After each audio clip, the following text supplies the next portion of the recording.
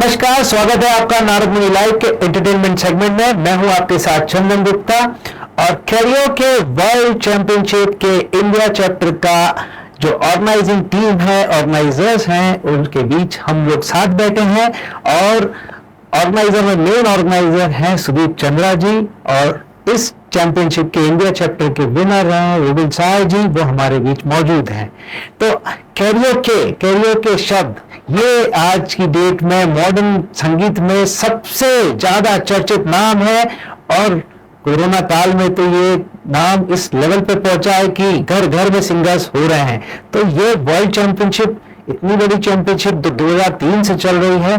तो क्या है इस कैरियोके के बारे में हम जानते हैं। सबसे पहले कैरियोके के बारे में जानते हैं हम सुदीप चंद्रा जी से कि क्या कैरियोके है और कैरियोके को टेक्स्ट कैसे बनते हैं और ये चैंपियनशिप का कैसे उद्गम हुआ था, वो बताएंगे हमारे साथ।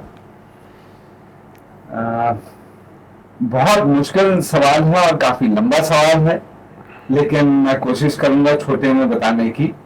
ये कैरियोके जो है ये जापानीज शब्द है और इसमें यह होता है कि गायक ट्रैक के ऊपर गाता है और उसमें जो लिरिक्स है वो चलते रहता है, सामने उसको दिखता है और उसके हिसाब से उसको गाया जाता है। ये एंटरटेनमेंट के रूप में जापान से शुरू हुआ था, ऐसा कहा जाता है, विकिपीडिया में भी यही है। और इंडोनेशिया, फिलीपींस और जितना साउथ एशियन कंट्रीज है, इन सब में बहुत ज्यादा फैला हुआ है और पूरे दुनिया भर से होते होते अभी कुछ सालों पहले भारत में भी ये आया 2005 के लगभग। और कोइंसिडेंटली यहाँ से भोपाल से जो टीम गई थी ग्रेटर नोएडा, तो इनमें से भी एक मैं था जिनने जाके वहां पे सेटअप करवाया था। और वहां से जो कहानी बढ़ी और बढ़ते बढ़ते ये जो अभी हम बात कर रहे थे कैरियोके वर्ल्ड चैंपियनशिप्स की, तो ये शुरू किया गया फिनलैंड की एक कंपनी द्वारा और ये शुरू हुआ था 2003 में। इंडिया ने इसमें पार्टिसिपेशन शुरू किया था 2005 से और 2012 के बाद में लगातार पार्टिसिपेशन हुआ। 2012, 13, 14, 15, 16, 17, 18 और फिर पैंडेमिक के दौरान थोड़ा सा ऑनलाइन चले गया था ये वाला कंपटीशन। और उसके बाद जब शुरू हुआ अभी 2023 में, तो इस बार फॉर्चुनेटली हमें मास्टर ऑफ साउंड्स को इसका इंडियन पार्टनरशिप मिला है and we are very grateful for to Karaoke World Championships for this। और so इस तरह से है जो कैरियोके के बारे में और कैरियोके वर्ल्ड चैंपियनशिप्स के बारे में जो मैंने बताया आपको। तो सुदीप जी ने बताया कि पेंडेमिक के दौरान ये ऑनलाइन हुआ, लेकिन पेंडेमिक से इतने सारे हिडन टैलेंट्स मिले, वो भी एक जरूरी रहा है और उससे ही कितना सारा आपको फायदा हुआ है, कितने सारे आपको टैलेंट्स मिले हैं। तो इस टैलेंट के बारे में जो आपने इस बार का जो इंडिया का ऑर्गेनाइज किया, उसमें कितने पार्टिसिपेशन हुए, किस किस शहर से हुए, क्या फाइनल में आपने किस तरह से पार्टिसिपेशन को हैंडल किया, क्या जजमेंट का क्राइटेरिया रहा, इस सब चीजों को हम जानना चाहेंगे। दर्शकों को बता देना चाहता हूं कि मैं मध्य प्रदेश भोपाल में इंडिया का फाइनल हुआ है। जो विनर्स जो हैं वो जाएंगे पनामा में नवंबर 5, 2023 में ही वर्ल्ड फाइनल के लिए। तो हम सुदीप जी से जानना चाहेंगे कि इस कंपटीशन का, इस साल के इंडिया के कंपटीशन का क्या क्राइटेरिया था, कैसे सिलेक्शन रहा, इस बार कैसे टैलेंट्स आए, कहां से उनको एंट्रीज रही इस बार, वो बताएंगे हमें। ये टैलेंट सिलेक्शन का क्राइटेरिया जो है वो है कि इस बार ज्यादातर पूरा ऑनलाइन हुआ था, सिर्फ फाइनल्स जो है वो ऑफलाइन हुआ था। तो ऑनलाइन में दो तरह का क्राइटेरिया रहता है। पहला तो प्रिलिमिनरी जो शॉर्टिंग होती है वो हमारे भारत से होती है, हमारी टीम करती है और उसके बाद ये शॉर्टिंग होके फिनलैंड फाइनल के लिए जाती है कि इनमें से किनको सिलेक्ट किया जाए फाइनल राउंड के लिए। तो ये वाला सारा का सारा प्रोसेस हुआ अगस्त से लेके अभी सितंबर एंड तक। लास्ट मिनट एंट्रीज भी कभी कभी रहती हैं, तो वो हम सीधे वहां पे फिनलैंड भेजते हैं कि क्राइटेरिया में खड़े उतर रहे हैं कि नहीं, वो सब सारी चीजें लेके। और उसके बाद इस बार लगभग 400 के आसपास की एंट्रीज आई थी ऑनलाइन, और उसके बाद फाइनल सिलेक्शन के दौरान कुल मिला के 35 से 40 एंट्रीज रही होंगी। और उसमें भी छठ के, क्योंकि कई लोगों की तबीयत खराब थी तो कहीं कोई दूसरा रीजन था, ऐसे करते करते करीब 23 लोग यहाँ पे भोपाल पहुंचे थे अलग अलग जगहों से। सारे इंडिया से लोग आए हुए थे, कोई अहमदाबाद से, तो कोई उड़ीसा से, तो कोई वेस्ट बंगाल से, तो ऐसे कर करके हरियाणा, पंजाब, ये सब जगह से भी आए हुए थे। भोपाल के भी कुछ पार्टिसिपेंट्स थे। और जैसा कि आपने देखा, अगर नहीं देखा तो आप देखिए, तो उसमें बहुत अच्छा पार्टिसिपेशन हुआ, वेरी एक्टिव इन्वॉल्वमेंट था सारे कंटेस्टेंट्स का, और एटमॉस्फेयर भी बहुत लाइव था। तो ये सब रहा इस बार के उसमें। 23 हमारे लिए पहला साल था मास्टर ऑफ साउंड्स के लिए, और उम्मीद करते हैं कि आने वाले सालों में इसका स्तर पूरी तरह से बढ़ेगा, और जितने लेवल पे अभी पब्लिसाइज हुआ है इससे कहीं ज्यादा पब्लिसाइज होगा। मैं ये जानना चाहता हूं और दर्शक भी ये जानना चाहते हैं कि जजमेंट के क्या क्राइटेरिया रहे इस बार और कहां कहां से जजेस थे, ये थोड़ा सा आप एलोबरेट करके बताएं सुदीप जी। इस बार फाइनल्स में जजमेंट का क्राइटेरिया जो था वो 4 तरह से था। एक तो सुर, ताल, गाने का फील, और फील के साथ स्टेज प्रेजेंस, एंड चौथा जो है वो कनेक्टिविटी विद द क्राउड। ये 4 फैक्टर्स के बेसिस पे जजमेंट पूरी तरह से तैयार किया गया था। और मेन जजेस जो हैं ये फिनलैंड के थे।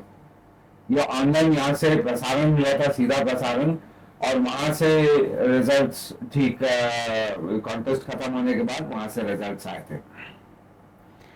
तो ये तो जजमेंट का क्राइटेरिया बताया। देखिए ये ऑनलाइन नहीं था, ये लाइव शो था, लाइव इसमें प्रेजेंस थी, इसमें सुर और ताल के अलावा प्रेजेंस, आपका ओवरऑल जो अटायर है, आपका जो दर्शकों से कनेक्ट है, उसका भी इंपॉर्टेंस था। सर मैं ये जानना चाहूंगा कि जो जनरल ट्रेडिशनल सिंगिंग होती है और कैरियोके सिंगिंग होती है, उसमें क्या प्लस माइनस हैं, वो थोड़ा सा आप बताएं डिटेल में सर दर्शकों को।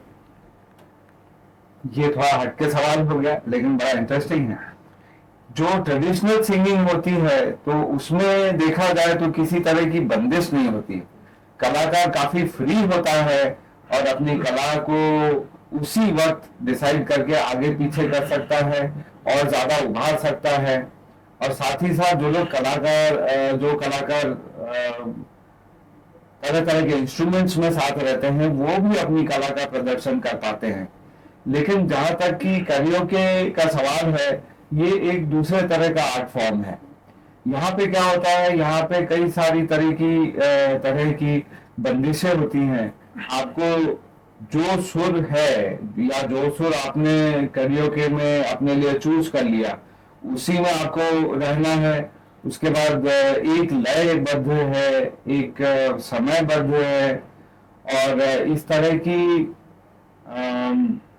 कठिनाइयों का जो लेवल है वो काफी हद तक ज्यादा रहता है कैरियोके में, ऐसे देखा जाए तो बाध्य तौर पे। और अगर वो नहीं देखें तो हाँ, दोनों ही काफी अलग चीज है। एक तरह से देखा जाए तो कंपैरिजन नहीं होता। तो जैसा कि सामान्य तौर पे हम सब समझते हैं कि कैरियोके सिंगिंग बहुत ही आसान, हर घर में एक टैलेंट पैदा हो रहा है, उस तरह से है। लेकिन यहाँ बात उलट है। यहाँ पे जो जनरल जो ट्रेडिशनल सिंगिंग है वो बहुत इस तरह से बताया सुदीप जी ने कि उसमें कोई बंदिशें नहीं है। कैरियोके में बहुत सारी बंदिशें हैं जिसको मेंटेन करना पड़ता है सब चीजों के साथ। तो ये हमारे लिए एक नई बात थी। साथ ही साथ अब हम चलते हैं, थोड़ा सा रूबेन जी की तरफ रुख करते हैं और उनसे पूछते हैं कि उनका इस यहाँ तक आने का सफर कैसा रहा और क्या क्या पड़ाव उन्होंने देखे और किस तरह से उनके चैलेंजेस थे और कैसे ओवरकम किए। जी धन्यवाद, थैंक यू सो मच सारे दर्शकों को कि आप हमारा ये प्रोग्राम देख पा रहे हैं। तो मेरा नाम रूबेन सहाय है। मैं वेस्ट बंगाल से इस परफॉर्मेंस के लिए अपने इस कंपटीशन में आया था, कैरियोके वर्ल्ड चैंपियनशिप जो मास्टर ऑफ साउंड्स ने ऑर्गेनाइज किया। मेरी टोटल एक्सपीरियंस जो मुझे गाने का था वो लगभग आप कह सकते हैं 7 से 8 साल का मैं बचपन से गा रहा हूँ। मेरे फादर बहुत अच्छा गाते हैं, वही मेरे एक तरीके से मेन गुरु तो वही रहे हैं। उन्होंने ही मुझे वो उस तरीके की इंस्पिरेशन दी कि मैं म्यूजिक से बिल्कुल हर टाइम हर मिनट जुड़ा रहूं। तो मेरा ऐसे ही मैं बड़ा हुआ। ये पहले मैं एक्चुअली कीबोर्ड बजाता था ज्यादा, मैं गाना कम गाता था क्योंकि मेरे को बहुत ज्यादा स्टेज फ्राइट होता था।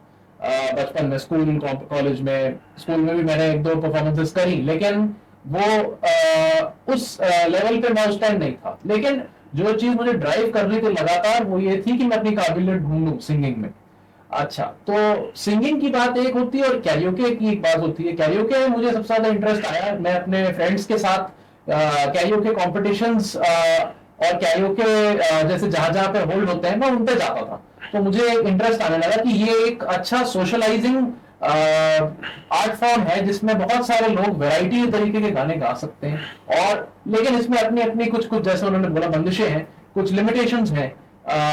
थोड़ा सा जब हम बात करते हैं वैसे लाइव सिंगिंग की बात करते हैं तो उसमें आप हर आदमी, चाहे वो म्यूजिशियन हो चाहे वो सिंगर हो, उनके पास अपना एक रूम ऑफ क्रिएटिविटी होती है एक्स्ट्रा कुछ करने की। लेकिन इसमें भी होता है, लेकिन इसमें आपके पास रूल ज्यादा है क्योंकि आपको यू हैव टू आपको डिसाइड करना होगा कि आप अपना एक्सप्रेशंस कितना देना चाहते हैं और आप ओरिजिनल सॉन्ग के एक्सप्रेशंस के साथ कितना जस्टिस करना चाहते हैं। तो मैंने अपने जो मैं एजुकेटेड भी हूँ म्यूजिक में, मैंने पढ़ाई करी थी म्यूजिक की।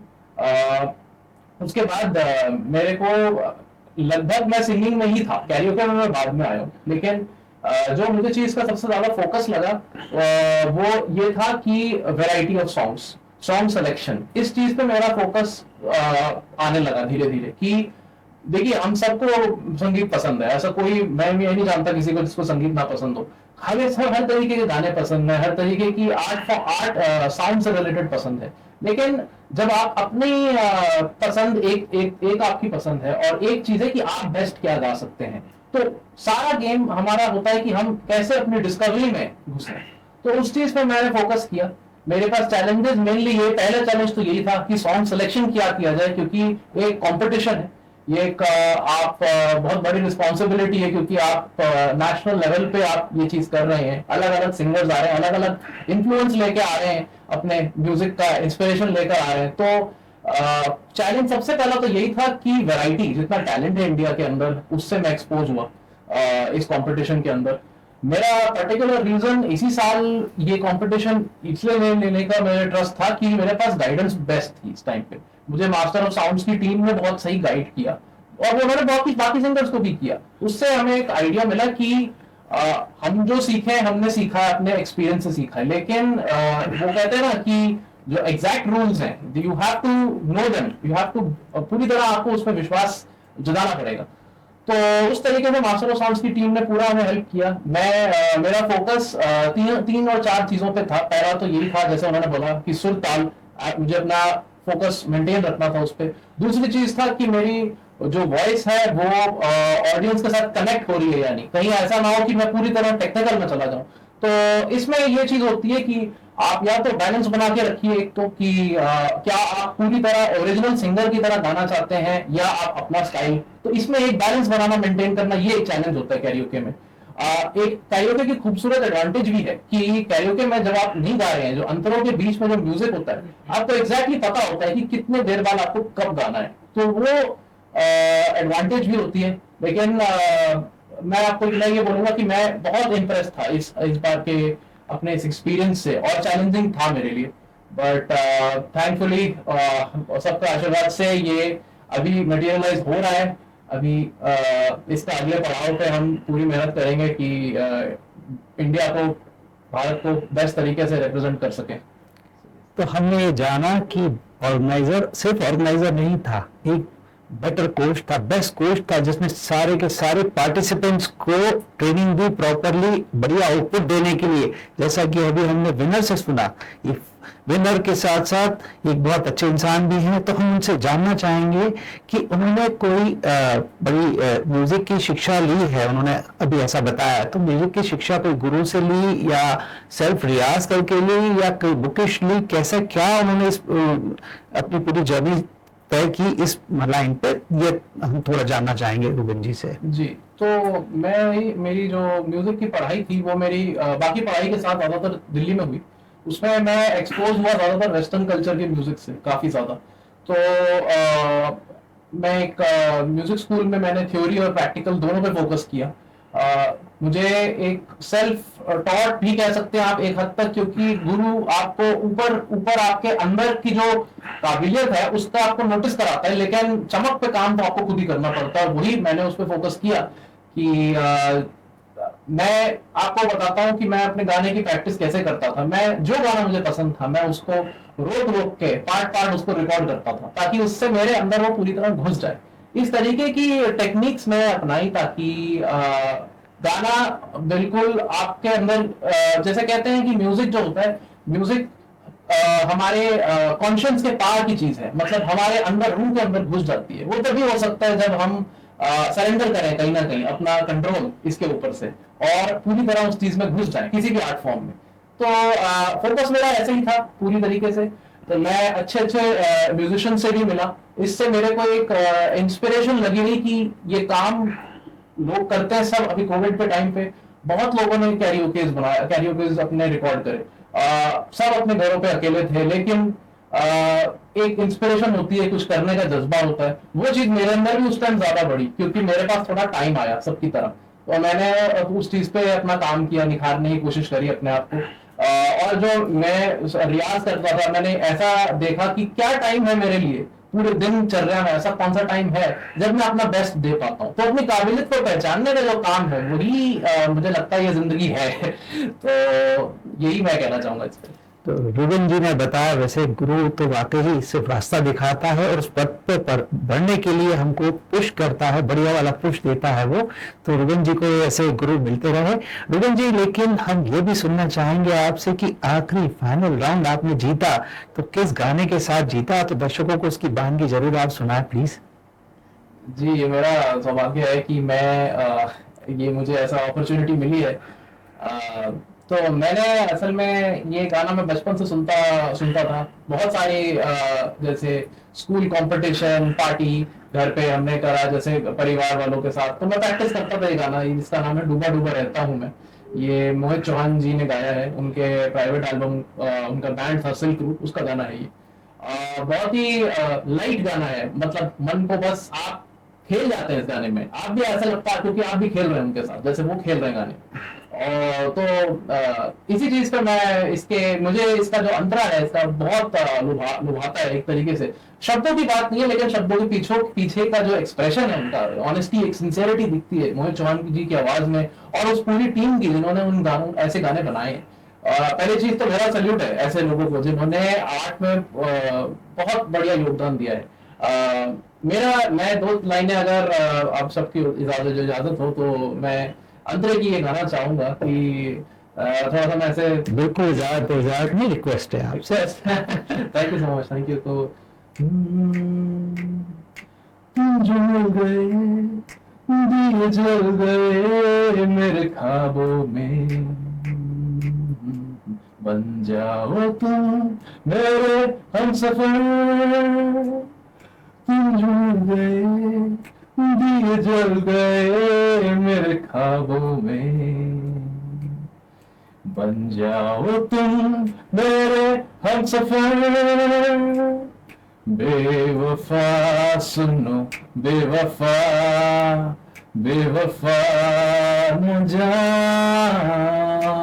जा बेवफा, डूबा डूबा रहता हूँ आंखों में तेरी, दीवाना बन गया हूँ मैं चाहत में तेरी, डूबा डूबा रहता हूँ आंखों में तेरी, दीवाना बन गया हूँ मैं चाहत में तेरी। अब दिन गुजरते नहीं, रातें कटती नहीं, तस्वीर से बात बनती नहीं, हो आजा न जब वफा।